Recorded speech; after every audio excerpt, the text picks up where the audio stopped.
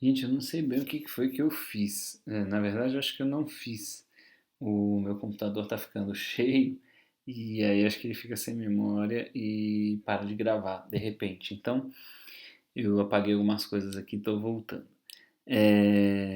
Então, essa ideia, a gente falou da ideia de identificação com o agressor e acho que cortou quando eu estava falando dessa última parte aqui da neurose de abandono, né?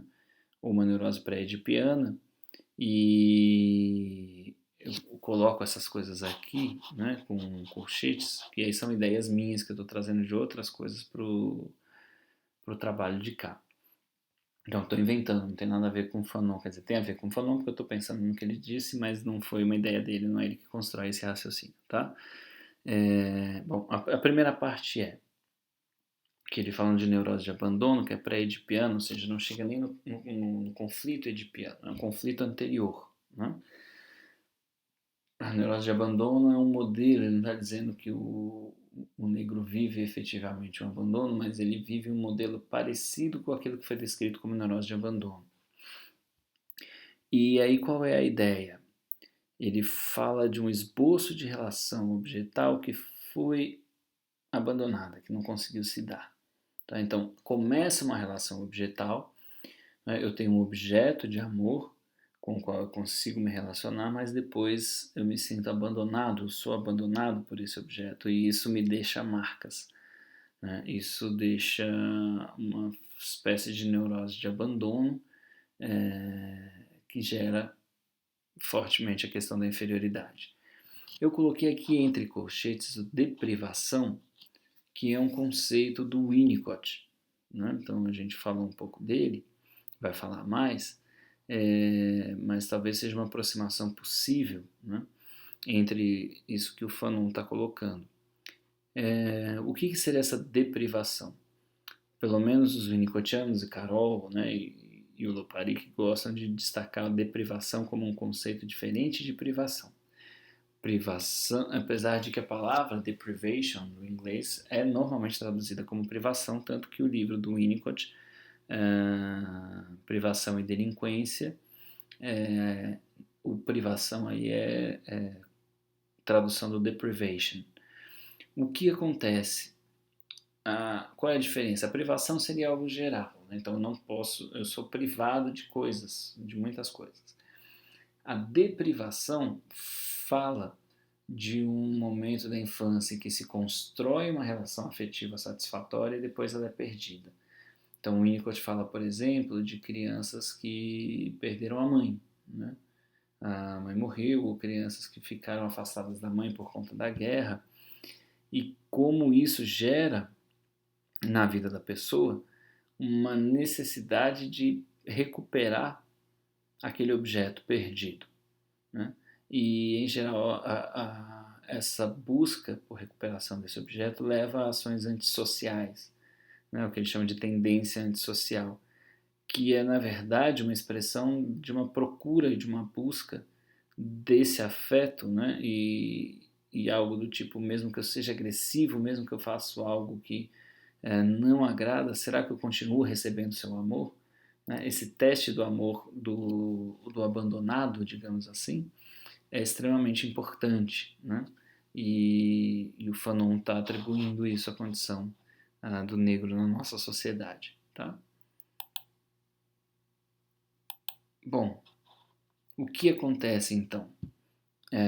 Nessa neurose abandônica, né, digamos assim, há uma carência de amor, de compreensão e de confiança. E aqui eu acho muito interessante porque o Fanon está falando praticamente de relação, está falando diretamente de relação objetal, né? Ele cita pessoas importantes, como a própria Melanie Klein, né, que está na base dessa escola. Ele era um leitor também da Klein. E com isso ele está falando de algo que é muito importante para alguns autores nesse sentido, porque a primeira questão básica de sobrevivência nossa, né, de a gente conseguir se organizar como alguém, é a confiança. Quem falou isso pela primeira vez foi o Eric Erikson, né, que também é citado lá pelo Adorno.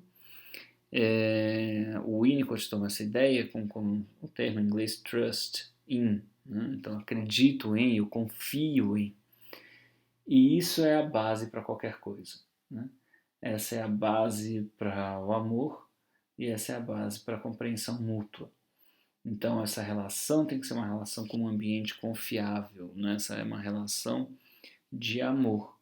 Quando falta confiança e quando falta amor, a gente está falando dessa insegurança e de uma desestruturação do self imensa, né? Nesse sentido. Então, não vou ficar entrando em outros detalhes da teoria, mas só para dar uma ideia de que o Fanon faz essa descrição muito parecida com a forma como a teoria das relações objetais desenvolve. E tem algo muito interessante para quando a gente vê o Honneth falando sobre reconhecimento afetivo e essa carência de amor, né? Se eu não recebo amor, e não é uma condição inicial dos negros, como o Fanon vai deixando claro no texto, mas em algum momento eu não consigo me sentir amado, né? Não posso confiar nas pessoas. Imagine, né, para quem sofre racismo o tempo todo.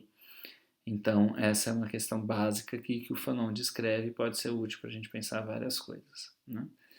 E o Fanon cita o Aimé Césaire, né, que é esse autor martinicano, que é poeta, surrealista e militante, né, da causa negra, fala algo muito forte e que cria um vínculo interessante entre o nosso tema dessa semana e o da semana anterior, que é o fato de que a grande surpresa que o nazismo causa, acho que eu cheguei a comentar isso, né? Foi porque ele levou para a Europa o que era feito só com os colonizados. Então, a situação de colonizado é muito semelhante à situação do perseguido pelo fascismo, né? Então, é esse elo entre essas teorias, essa construção que a gente vem fazendo, me parece forte, algo interessante para a gente pensar em muitas coisas aí. O Fanon, então, quando faz comentários sobre o papel, né, do psicanalista, do médico, é muito interessante. Tem muito a ver também com o que a gente discutiu na outra semana. Diz ele, né, devo ajudar meu cliente a conscientizar seu inconsciente. Tem gente que acha que essa fórmula não existe, né, que ela é uma péssima tradução de Freud, mas eu acho que a grande questão de Freud, enfim, é essa, né? É tornar consciente elementos inconscientes importantes, né? E aqui no caso do racismo isso é extremamente importante. Então, a ideia é ajudar as pessoas a conscientizar o inconsciente, a não mais tentar um embranquecimento alucinatório, né? Ou seja, um embranquecimento impossível e alucinatório, né? Então, perceber as determinações inconscientes da branquitude, do embranquecimento ou do branqueamento, né? E aí sim, ao tomar essa consciência, agir no sentido de uma mudança das estruturas sociais, né? Então, a ideia não é um trabalho concentrado no indivíduo, mas é um trabalho que reconhece as fontes da opressão e luta para mudar essas fontes, ou para acabar com elas, né? Então, o Fanon deixa bem claro qual seria esse papel dessa análise psicológica do racismo. E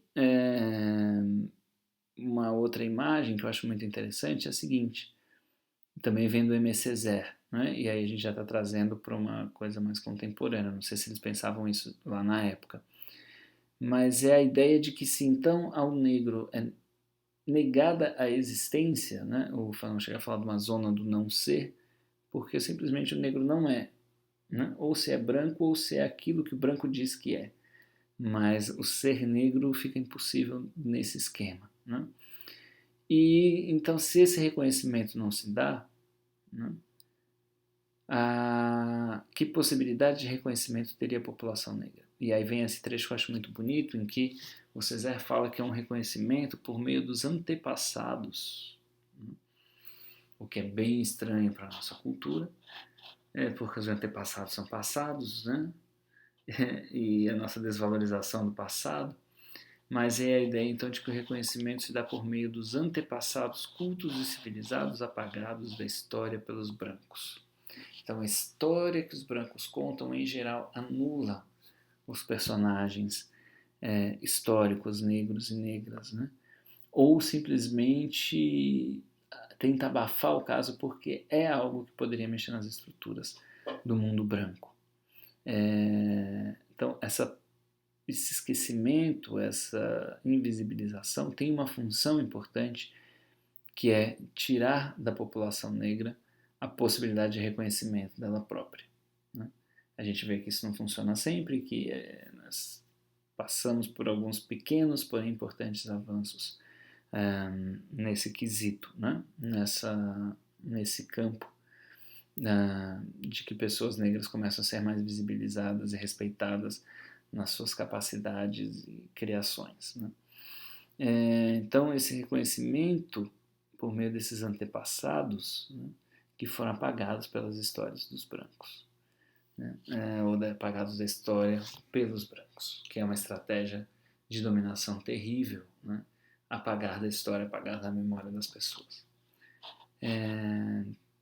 Então, acho que com isso eu termino a primeira parte, né, que acabou ficando dividida em 2 vídeos.